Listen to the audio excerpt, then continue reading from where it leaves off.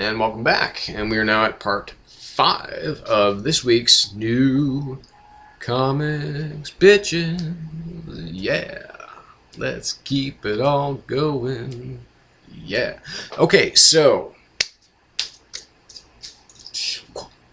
books of the week. What do we have? Well, what haven't I talked about yet? I mean, figure it out, people. Come on. Okay, so books of the week. There was there was some really good stuff this week. There's some really shitty stuff this week too. Well, I mean, really only one really shitty stuff, issue. The rest of it was kind of, it was either it was good, or it was subpar, or it was a wonderful surprise, like the Spider and Exo Man of War. But the big ones this week. So runner up, Daredevil number 12. Now this has, and again, due to all the bullshit copyright things, and some of you guys can do it, and that's fine. That's great. I love that you can do it. For some reason, YouTube just seems to want to keep picking the shit out of me as far as this stuff is concerned, so I'm not showing any actual pictures here. So I decided, fuck it, I'm just going to talk about it. But Daredevil 12 has one of the most awesome covers of the year so far. I mean, just a great, very evocative cover of, kind of seeing, his radar sense in this kind of very sexy look, So basically we have, Matt has decided to take Assistant DA Kirsty McDuffie on a date because their chemistry is a little bit undeniable. And now, something that kind of occurred to me when I was reading this issue is that, is Kirsty McDuffie's name maybe just a little bit of a shout-out towards Dwayne McDuffie? Because that would be really cool if it was. Because, obviously, Dwayne McDuffie, for those of you who don't know, just look in my blog. I did a thing about him, I think, over a year ago when the man died. It was very sad, and he was, a really great creative force. But anyway, moving along. So, basically, they're going on a date. They go to a carnival. And, of course, she's doing all these little things to kind of still test, is he really Daredevil? Is he just, kind of an ordinary blind guy? And, of course, Matt Murdock, as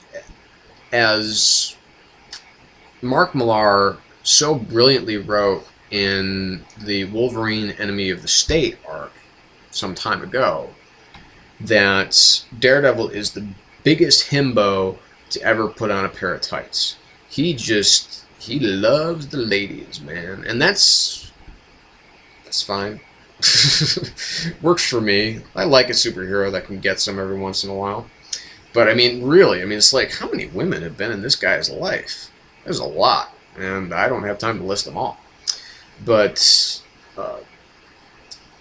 maybe it's, obviously Matt Murdock is handsome. Maybe it's like that blind thing, too. Because, blind men are supposed to be, blind men and women, blind people are supposed to be so good with, touch and sensation and stuff like that. So,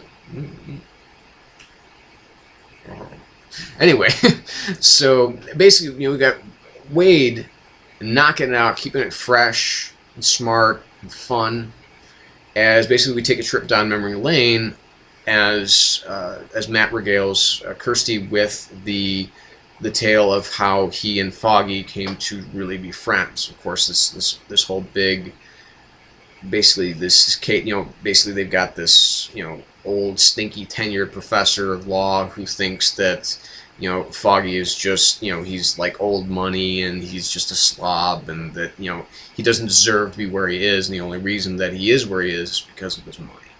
And basically, he accuses Foggy of cheating, of forging a paper.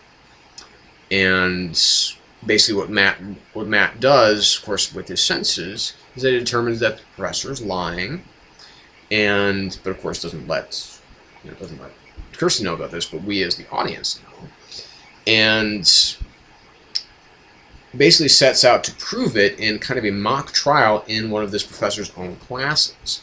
But as it actually stands is that Foggy is the one that actually holds the damning evidence against the professor, as opposed to all of Matt's kind of showy trial stuff.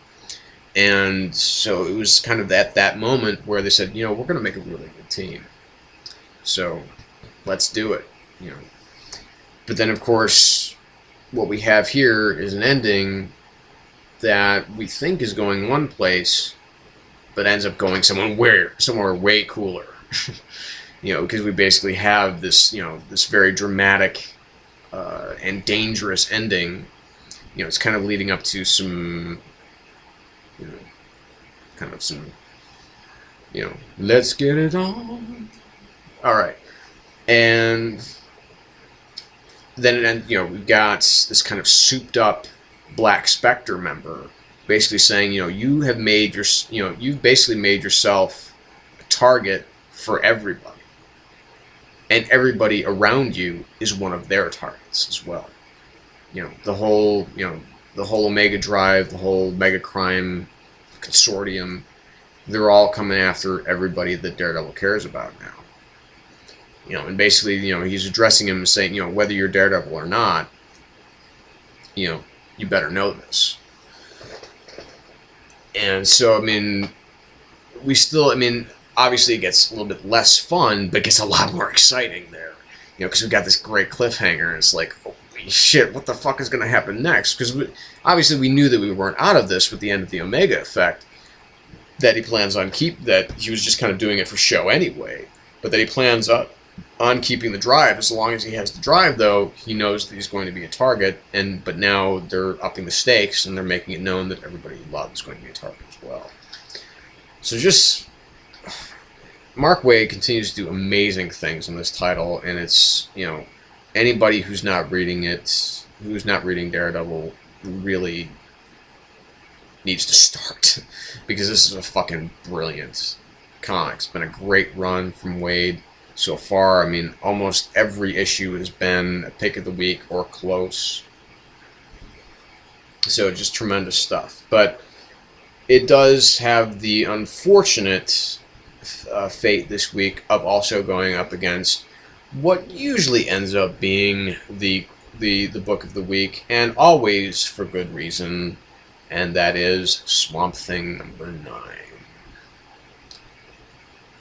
Scott Snyder, he's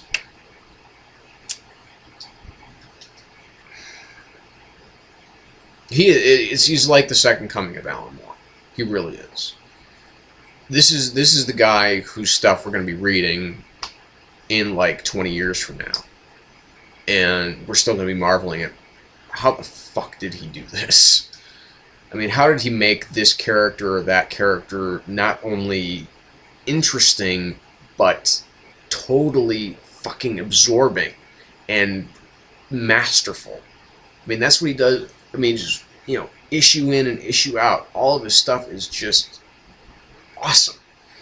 And it's not always going to be Book of the Week worthy, but Swamp Thing usually is, because it just keeps trotting out shock after shock, surprise after surprise, and that's what gets me going. I loves me a good cliffhanger, people, and god damn if Scott Snyder isn't one of the kings of the cliffhanger. So basically, it's the war for Abigail Arcane. We have Swamp Thing, we have Alec versus Sethi, whatever it is. I don't know how to pronounce it. I actually just heard it recently in some movie or something like that, and I can't remember how it was pronounced. But you know, Sethi, whatever. Sethi just sounds weird. It sounds wimpy. But like, I want to almost call it like Seeth. Maybe it is Seeth. That sounds better. Seeth. I'll just call it Seeth. Basically, you know, he is betting the world on this. He thinks that he holds all the cards, and you know, so does, you know, the littlest Arcane, our little child Arcane, that you know, of course, has the power of the Rot behind him, and we have all of the agents of the Rot to this place that Swamp Thing has come, and and Abigail has mutated into this giant, horrific, creepy, disgusting, huge teethed being, and she is an agent of the rot. She's kind of one of their avatars, and basically, well, how did Sitha, the whatever. He discovers he doesn't hold all the cards because Alec cheats. And basically he uses his own abilities to basically protect Abigail and to force her out of this body. And once she emerges, she still has the power of the rot, but she's turning it against the rot. And it's magical. It is absolute fucking magic. And it's just, because of course we still got Yannick Paquette and Marco Rudy kind of trading off art duties here, but their art, as opposed to like Travel Foreman and Steve Pugh in Animal Man, it works very well together. Because like we've got Yannick doing some of the more elaborate kind of, these wonderful, amazing, kind of almost like J.H. Williams-esque layouts as far as the framing structure is concerned. And then we have, but kind of this more obscure artwork that's done by Rudy. It's more, it's not quite as, kind of, I shouldn't say structured, because structure is the wrong word for Paquette's work, but it's not quite as articulated, I guess, as his work. It's more abstract, and the styles complement each other much better. They actually make each other's work better. So we have this beautifully illustrated book, and we have the motherfucker of all cliffhangers, and it's like, oh my god! You're just totally fucking blown away by this, because, if you're going to trot out somebody from, because we're following, kind of where Swamp Thing has come before. This is basically kind of a reintroduction to his character, and obviously it helps if you've read this book before when Alan Moore was writing it, but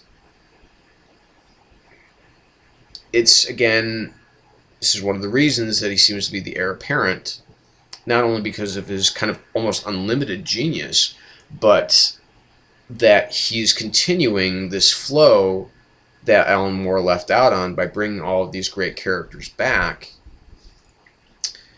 And then we have, I can't spoil it, but believe me, it's awesome. So, like a 5+ out of 5 for Swamp Thing. Number 9. Just tremendous, tremendous stuff. So anyway, that's it for this week in comics. I hope you enjoyed it. If you haven't seen The Avengers, get your fucking ass out of your seat and go see it right fucking now, because it's awesome. It's the greatest superhero movie ever made. I'm not including the Nolan Batman films with those, because I don't consider those superhero films. To me, they are more kind of psychological crime thrillers rather than superhero stories. But this is straight up superhero, motherfucker, and it is absolutely genius. Joss Whedon, he is your master now.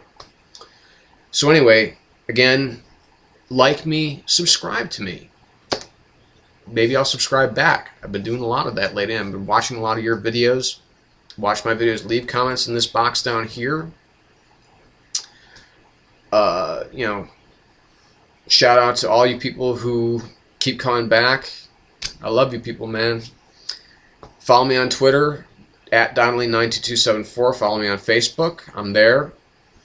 And that's it for the Shadow Gallery this week, people. Again, I'm your host, James Donnelly. Stay in the shadows, people. See.